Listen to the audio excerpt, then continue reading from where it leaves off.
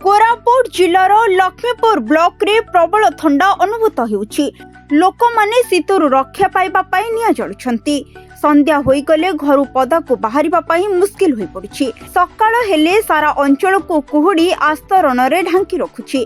पहांतिया 5टारू प्राय सकाळ 8टा जाय कुहुडी घेररे सारा अंचल रहिथिबा बेले प्रातः भ्रमण रे जाउथिबा अनेक लोक मुश्किल सम्मुखीन हेउछंती। कुहुडी जोगो रास्ता मान दृश्यमान हेउ नाही।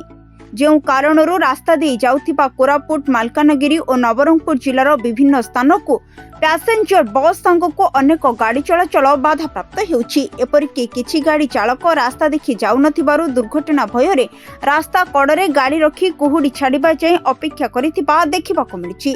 किछि चालक लाइट लगे धीरे धीरे चलप्रचल करुथिबा देखिबाको मिलिथिबा बेले चाहा दुकान ने लोकंक भिड़ जमुछि। कोरापुटरू प्रमोद जेनांक रिपोर्ट, सरकार न्यूज।